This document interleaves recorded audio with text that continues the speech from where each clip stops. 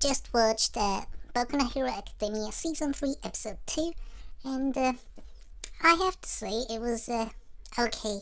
It was, yeah, okay is the right word, because it was definitely an improvement from Episode 1, where, it was all recaps, Episode 1, who cares recaps, blah blah blah. And in Episode 2, we had a little progression, new character introduction, but you know, it was kind of like filler episode. They move slowly. I feared that season 3 could be a filler season halfway, till the halfway, and then only progress just a bit from then on. But having said that, let's discuss the upsides, or just discussion. I like that we got to see Midoriya's progression. Yes, when he caught the kid by the head, he saved him, but without harming him. Before he didn't have as much control of his powers, but I think this was a subtle hint that he has improved.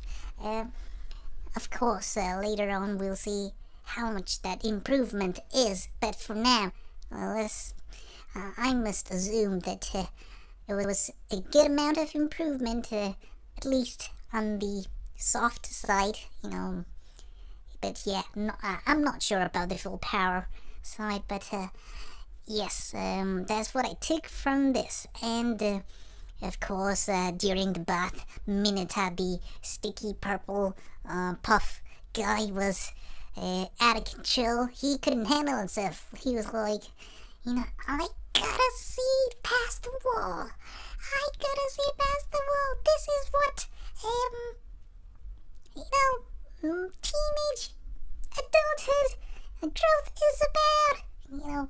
And then he just keeps climbing with his, purple balls, on the wall, and then he is kicked by that little kid, Kato, I think. But yeah, he is kicked, and then he falls.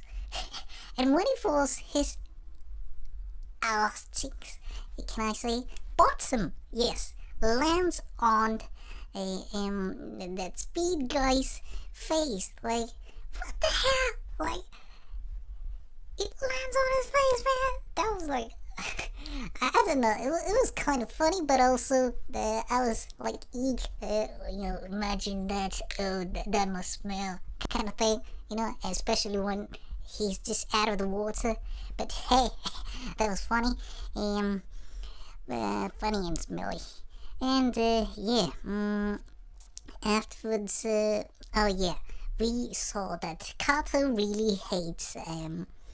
I hope that's his name. The kid really hates heroes. He says that, I hate heroes, and then he punches Midoriya's balls. Like, it's nothing, And then Midoriya's like, and then later on, we realize that it's because his parents died when he was really barely even a kid, and he was just like, he didn't know what life was. He was just beginning his life, and then his parents died, so he hated it because now he doesn't know what having a parent is like.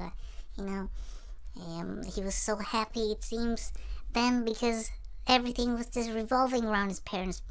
But yeah, the Wild Pussycat's cousin explains that, and oh, by the way, it was only afterwards that we got to see, this story unfolding. Before, it was just, they were just sent into a forest of wild bees, of wild pussycats, and half the episode was just them fighting in the woods, and nothing. Everyone just showing their powers. The wild pussycats told them when they came back at 5:30, I think it was, that haha, we tricked you. We said it was 3 hours, but really it was more than that. And even this 5:30 I thought you guys would be slower, but I suppose it was the experience of you four standout performers.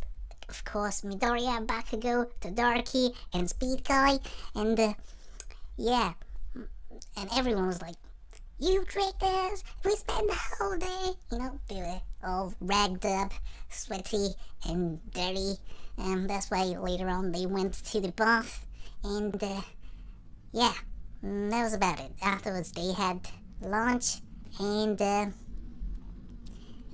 anything to add? Was there anything at the very beginning? Oh yeah, League of Villains, Kurogiri, and Tamura Shigaraki. Yes, yeah, they of course are, forming even a bigger League of Villains, and then we have this little other villains that was introduced before, just sneak peeks and stuff, but that was about it. Yeah, so I would say this was okay episode again, kind of a filler, but it's still okay, I guess. What did you guys think? Leave your comments down below, and hopefully it'll be good next time. See you and bye.